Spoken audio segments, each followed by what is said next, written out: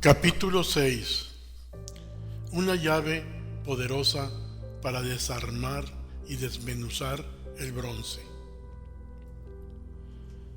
Quisiera en este momento, amado hermano, exponer en este capítulo mi sentimiento personal en una forma metafórica, haciendo el papel de un reportero y acercándonos a Moisés, siempre tomando en cuenta la circunstancia actual del mundo en que vivimos.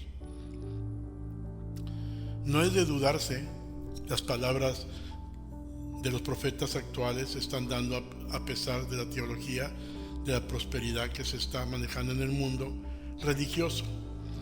Nuestra sociedad está decayéndose cada día más y más. ¿Cómo pudiésemos pensar de otra manera cuando, a pesar de los deprimentes noticias que llegan de todas partes del mundo en cuanto al río del avivamiento que se está proliferando a través de toda la tierra? Todo esto llevándose a cabo por la voluntad de Dios, que sigue escogiendo vasos dispuestos para ser usados. Vasos que regularmente tienen ciertas cualidades. Cuando pensamos en lo que acontece en el mundo, por ejemplo, observamos a un superestrella llamado el rey del pop, Michael Jackson, salir libre sin pisar la cárcel ni un día, aún siendo acusado de abuso sexual infantil por multitudes y muchas personas. Al observar también a una descarada artista mexicana de nombre Gloria Trevi y su sacerdote Sergio A. salir libres de la cárcel aun cuando fueron acusados de satanismo, asesinato infantil, abuso infantil, tráfico de infantes, afectando emocionalmente a decenas de jóvenes. Esto como para estar en la cárcel por décadas. Salieron libres, todo esto abrigados por la triste y famosa falta de justicia mexicana y en todo el mundo. Al observar en el 2005 las matanzas por la televisión que enseñan cadáveres tirados por muchas partes de la República Mexicana, sobre todo en la franja fronteriza con Estados Unidos, de la cual no nos queda más que pensar que la mafia mexicana es la que está en control de muchas de las ciudades, y la justicia que está con las manos amarradas y no puede hacer nada para evitarlo. Asesinado a un oficial de gobierno de alto rango que no ceden ante el control total de los carteles. Cuando contemplamos a políticos nacionales que roban hasta billones de dólares, salir libres de la cárcel y en la misma semana zambutir tras las rejas a algún predicador que solo estafa algunos miles de dólares, en ningún momento justifico la maldad de los pseudosiervos de la palabra. Solamente estoy haciendo un análisis crítico de la llamada ley que rige ahorita en este mundo degenerado. Creo que no es fácil aceptar que las fuerzas del bien son las que están en control en el mundo hoy en día. Pero todos sabemos que en realidad Dios es el que está en control siempre. Un Dios que sigue llamando y equipando a una nueva generación para que caminen con la potencia de la palabra en sus bocas y sean guerreros de Dios, triturando las fuerzas del maligno. Por eso quiero proponer la siguiente ideología teológica para encender los corazones de esta generación que tiene que despertar a la idea de que muchos están siendo escogidos en muchas congregaciones para encender sus iglesias y comunidades. Podemos hablar del espíritu de la generación de Finés. El texto que expongo sobre la mesa de la meditación se encuentra en Éxodo capítulo 6, que habla de un personaje llamado Finés, que significa boca de bronce. De acuerdo a sus raíces etimológicas, los escritores judíos declaran que fue un personaje digno de celebrar y de grande galardón para él y su posteridad. Probablemente Finés era un hombre de honor que cuando daba una palabra era una sin fingimiento, un hombre íntegro que amaba a Jehová con toda su alma, un hombre escogido en su generación para hacer grandes proezas para el reino de los cielos. Durante esta parte de la historia del pueblo de Dios, Finés, sobrino de Moisés y Aarón, era un joven que caminaba con un corazón herido por las maldades del pueblo y que siempre estaba dispuesto a defender la causa de Dios con las llaves más poderosas para abrir el avivamiento, la llave del celo. El celo es un verbo que significa tener envidia, estar apasionado, estar lleno de celo, de justicia, querer promocionar la gloria de Dios más que todo lo demás.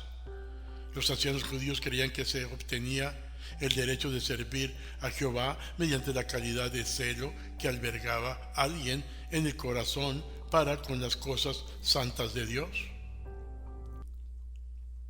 Observando esta connotación de la palabra, quizás pudiésemos decir que gran parte del ministerio quedaría descalificado, porque ya existen pocos ministros que verdaderamente tienen esta calidad de celo en sus almas y por eso están cayendo muchos, como moscas tras la miel del maligno. Moisés escribe sobre un acto histórico que protagonizó Finés. En este tiempo el pueblo de Dios acampó en Sittim y los hombres del pueblo de Dios empezaron a juntarse con las mujeres de moabitas, lo cual Jehová había prohibido. Comían y adoraban a sus dioses, y la ira de Jehová se encendió contra Dios. Dios le ordenó a Moisés que ahorcaran a todos los que se habían prostituido. Un israelita en descaro afrentó al pueblo uniéndose con una mujer enfrente de todos. Finés, encendido por el celo, tomó una lanza, siguió a este blasfemo hasta su casa y cuando lo encontró lo atravesó junto con la mujer con la que se había unido, haciendo aquella abominación. La palabra dice que en ese preciso momento la mortandad cesó en el pueblo, no sin antes morir 24,000 almas que murieron. Dios le hizo saber que Finés había sido escogido para gozar del pacto de comunión que sería heredado a toda su descendencia, porque había defendido su honor y había hecho expiación por el pueblo. Preguntas de reflexión hago. ¿Todavía mantienes el mismo celo de Dios que tenías cuando eras un recién nacido en las cosas de Dios? ¿Estás dispuesto a volver a tu primer amor y defender las cosas de Dios como un llamado a la misión divina del avivamiento? ¿Pudieras en dado momento obedecer a Dios para erradicar el pecado de tu vida y de tu casa y dejar que el avivamiento fluya impactando a toda tu familia? La humanidad está necesitada de profetas y apóstoles que carguen el celo de Dios y que impacten sus comunidades con la presencia misma de Dios. Cuando Jehová extiende su mano omnipotente. Allá por el año 1987-88, un precioso domingo de verano, la congregación de la pequeña naciente Iglesia Misión Divina había dictaminado llevar a cabo unos bautismos en la Isla del Padre, Texas. Más de 20 carros llenos de hermanos y utensilios para el día de campo salimos para los esperados bautismos, donde sumergiríamos en las aguas cristalinas de la bahía a decenas de hermanos. Los bautismos fueron de grande bendición, alabanzas subieron con mucho regocijo hasta la presencia de Dios. Los hermanos salían de las aguas con gozo, todos vestidos de blanco, como es costumbre, simbolismo de la resurrección. Después todo el pueblo se sentó a comer y a divertirse junto a las cálidas aguas verdiazules de la isla. Toda la juventud se aventó sobre las aguas y como niños chiquitos chapoteaban con semejantes carcajadas. Juntos, divirtiéndose con alegría, jugueteaban todos y también un joven de nombre Alex Villegas, estudiante de la preparatoria Porter, excelente deportista de fútbol. Mientras jugábamos en las verdes aguas, me le acerqué y le dije a Alex, ya es tiempo de que dejes de estar jugando con las cosas de Dios y te entregues a Dios de verdad. ¿Lo crees? Alex siguió nadando e ignorándome, y con mi característico carácter terco cuando yo escucho la voz de Dios, así me acerqué una vez más y le dije, Alex, no me ignores. ¿No crees que ya es tiempo de entregarte al Señor y dejar de jugar con las cosas de Dios y servir al Señor? Después de pasar algunos minutos, que parecían eternos, me contestó con cierto desprecio y coraje. Mire, pastor, yo me voy a entregar cuando Dios me hable a mí, no cuando usted diga, no cuando me hable el hombre, sino cuando Dios me hable. Al instante, con un profundo dolor interno, le dije, mira Alex, no tientes a Dios porque es más fácil soportar un fajazo del hombre, pero cuidado cuando Dios se quita la faja, nadie te podrá librar de las consecuencias. De esta manera seguimos divirtiéndonos, pero yo ya turbado y con el dolor en el alma, sabiendo que Dios se quitaría la faja para llamarle la atención a este joven.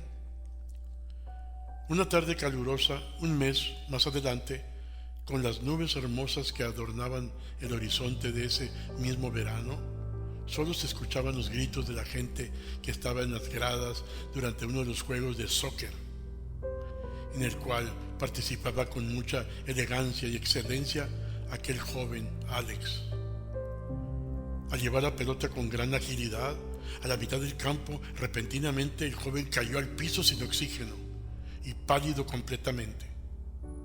Los paramédicos y entrenadores corrieron para ver qué le sucedía, pero a Alex se lo llevaron deprisa en la ambulancia porque se iba muriendo.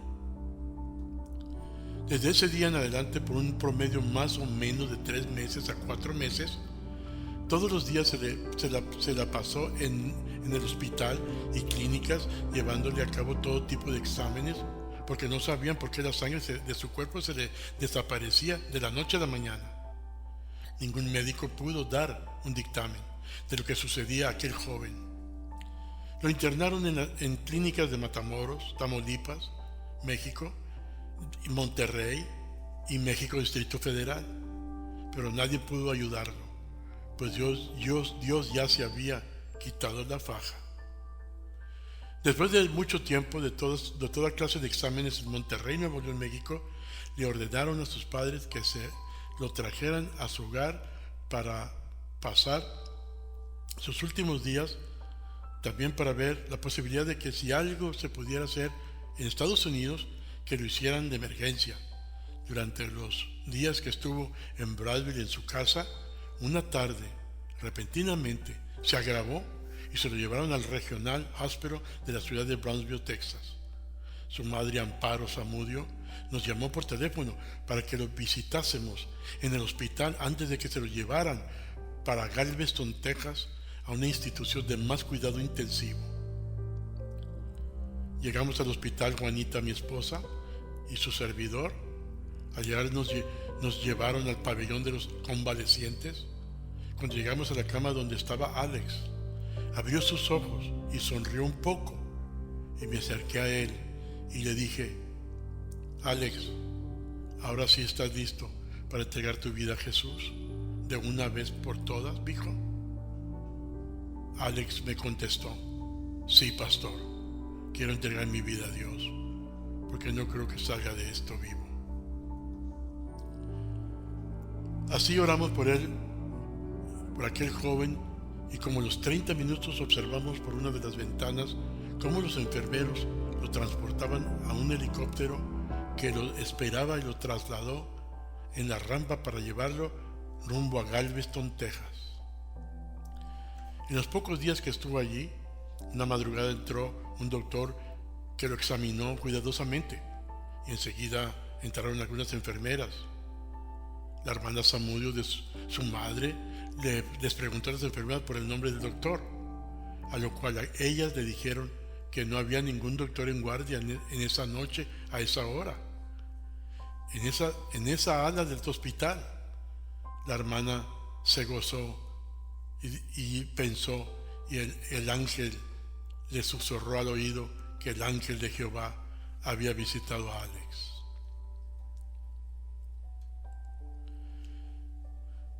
El avivamiento produce bendición ilimitada. Al día siguiente el joven Alex partió y creemos que está descansando con el Señor, ya que no pudo resistir la mano del Señor cuando le aplicó el cinturón. A la siguiente semana, durante un servicio de oración un jueves, la hermana Zamudio pidió testificar en el micrófono y al hacerlo declaró que la pareja pastoral había ido a visitar a su hijo en el pabellón de la derecha de donde estaba sentado Alex. Había una niña que tenía más de 17 días de estar en coma, y al hacer la oración de poder, la niña se sentó en la cama y abrió los ojos y empezó a pedir algo que comer, extendiendo los brazos hacia su madre, que estaba allí completamente agotada. La hermana Zamudio también, con lágrimas en los ojos, extendió su mano para apuntar hacia las bancas donde estaba sentada una señora, quien era la mamá de la niña que se había levantado. No solamente eso, sino que siguió testificando que al otro lado derecho de la cama de Alex había un joven de unos 25 años que tenía más de 37 días en coma a causa de un accidente automovilístico terrible. Y cuando hicimos la oración de poder, la unción del avivamiento entró en aquel joven y se levantó y se sentó pidiendo agua para beber. Los enfermeros estaban locos de gozo porque ya había dictaminado el doctor que quedaría como vegetal por toda su vida. Los enfermeros corrieron para traer a los especialistas para que analizaran todo lo que estaba sucediendo en aquel lugar. Yo creo que el Señor está levantando una generación de fineses que tendrán la boca llena de poder y que más que nunca estarán siendo usados para traer juicio y amor al pueblo. Darán palabras que retarán a algunos, pero también resucitarán a otros de su incredulidad y frialdad espiritual. Palabras llenas de celo que retarán a la religión establecida, que coquetean con el diablo y su sistema mundial, mientras que sus miembros se están muriendo y la otra mitad quizás están en estado vegetativo. Cuando se levante esta generación que con celo defiendan las cosas de Dios y se enciende el avivamiento, entonces se secarán las muertes espirituales en el pueblo de Dios. Cuando se levante esta generación que abrace la misión divina del avivamiento, la generación de Finés, el reino de Dios será inundado con las almas que amen y honren la presencia de Dios. Quiero hacer una declaración rompebronce y espero que tú la hagas conmigo. ¿Listo? Te hará muy bien hacer esta declaración. Hazlo conmigo. Dios, te prometo que de aquí en adelante me levantaré con celo divino para defender tu causa. Haré todo lo posible de mantener mi vida y mi hogar santo. Lucharé por agradarte, sirviéndote en algún ministerio de la iglesia, siempre hablando del avivamiento a toda criatura. Ejercicio práctico para ti. Escribe en los siguientes espacios algunos 3 detalles que debieras componer y debieras poner bien en tu corazón para ser instrumento del reino de Dios con más efectividad.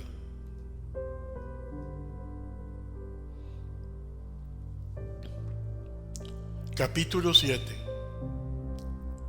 Rompiendo los cielos de bronce con tu cabeza.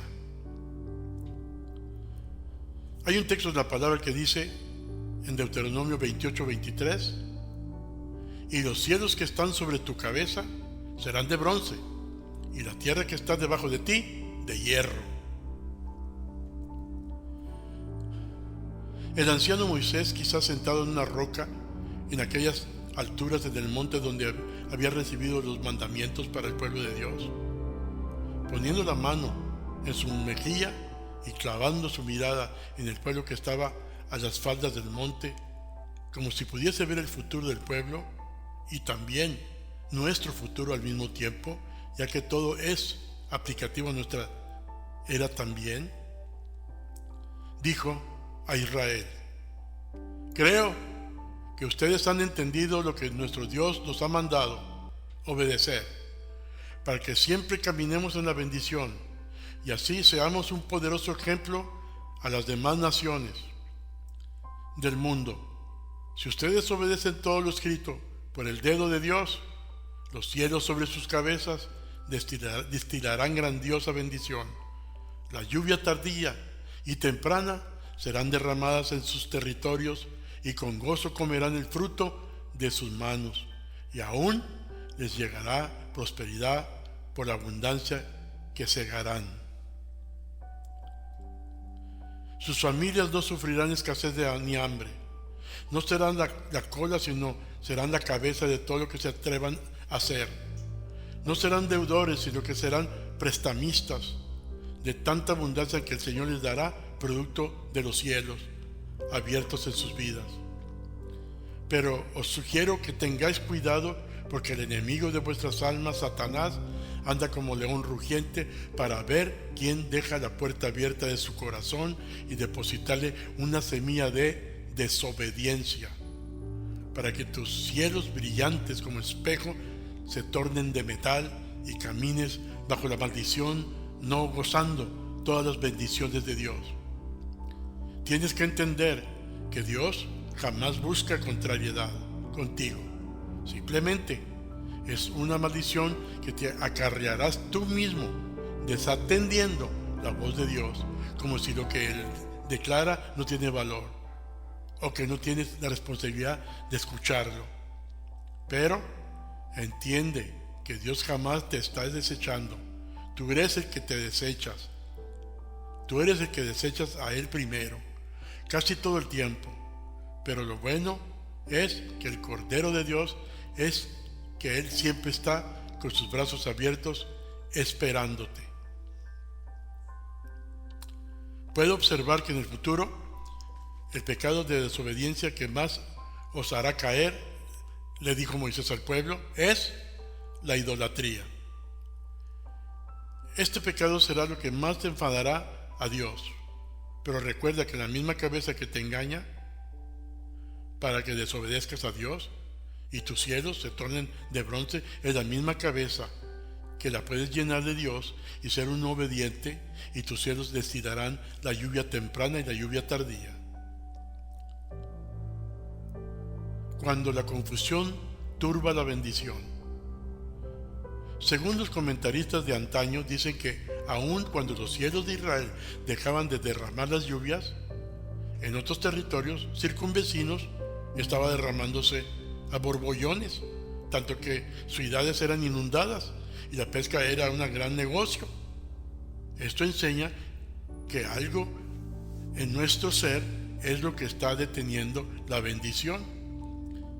Esto es crítico porque la palabra dice que aún en el polvo será soplado en tu tierra, tanto que aún los pocos frutos que pudieran germinar morirán a causa de la maldición. Los paganos declaran que la preservación de sus frutos y cosecha, todo era causa de sus dioses que ellos servían. Pero Moisés les dice al pueblo que la única manera que ellos prosperarán y serán de bendición para el mundo era mediante la obediencia a la palabra de Dios, sin titubeos ni disoluciones de caprichosas ideologías emocionales. Dios desea bendecirte y desea que tus cielos se abran, pero tienes que hacerlo tú cuando te arrepientas de la desobediencia en algún área de tu vida espiritual. Te voy a dar un ejercicio práctico. Toma una libreta y escribe. Escribe 3 áreas de tu vida en las que sabes que necesitas arrepentirte para poder abrir tus cielos de bronce. Número 2. Escribe 3 respuestas que creas que Dios te está indicando para ayudarte en esas 3 áreas mencionadas arriba. En otras palabras, Moisés les estaba diciendo que su peregrinación por el desierto sería muy difícil, más larga, más dolorosa por causa de su desobediencia. Tú también tienes que entender que tu peregrinación por esta tierra será más dolorosa, más difícil, más larga, cuando como cristiano te aferras a ser desobediente a la voz de Dios y sus instrucciones para tu vida. Nosotros tenemos que cuidarnos al máximo de no dejar entrar la desobediencia en nuestra cabeza, porque la esterilidad espiritual de nuestros horizontes podrá afectar hasta nuestras siguientes generaciones. Quizás la pudieran sentir nuestros hijos o nuestros nietos o nuestros bisnietos. La desobediencia tras los púlpitos de muchos ministros que está afectando sus propias congregaciones. Muchos lugares por eso están secos de la lluvia del cielo. No existe un deseo ferviente del pueblo de verdaderamente tener un encuentro con Dios, como los encuentros que se están haciendo hoy en día, y después a los pocos días o meses ya son los mismos cristianos tibios y conformistas. Todo porque ya se han conformado comiendo el polvo de sus tierras áridas que no dan frutos espirituales y no tienen ni sabiduría celestial ni reconocen la voz de Dios que les está diciendo constantemente que se arrepientan junto con sus congregaciones para que se gocen en la lluvia tardía y la lluvia temprana bajo las corrientes poderosas del avivamiento. La palabra lo enseña con toda claridad cuando dice esto en Levítico 26:19: y quebrantaré la sabiduría de vuestro orgullo, y haré vuestro cielo como hierro, y vuestra tierra como bronce.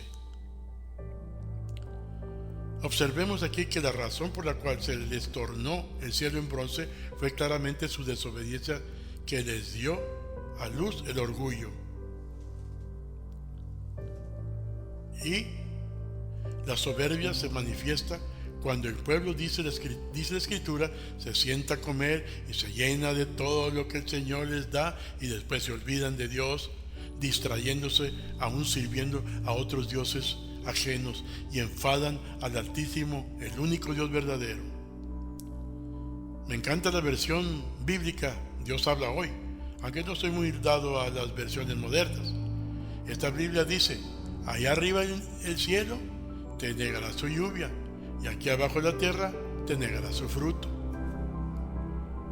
Os insto a pensar en un solo detalle espiritualizado, y eso es que nosotros somos la tierra, y la única forma como vamos a dar fruto es mediante la conexión directa con el Dios del cielo, que cierra y abre la lluvia, y también quien da la autoridad a sus profetas para cerrar o abrir los cielos de una congregación o a una persona reconocida. ¿De qué manera pudiésemos justificar las lluvias abundantes que están sucediendo en algunos ministerios que están sufriendo cambios drásticos en todos los aspectos de su vida congregacional, y en otros que paulatinamente, en lugar de tomar vida, se están muriendo por la falta de la apertura de sus cielos en avivamiento? Ocasionalmente lo podemos experimentar en nuestras congregaciones, como si colectivamente en dado momento se hacen desobedientes y soberbios, ya sea grupos de hermanos o familias enteras, y sin entenderlo cierran los cielos de bendición de ellos mismos, y muchas veces también afectando a la iglesia donde asisten. He ahí la fidelidad detrás del púlpito y la oficialía que ministran, parándose firmes para que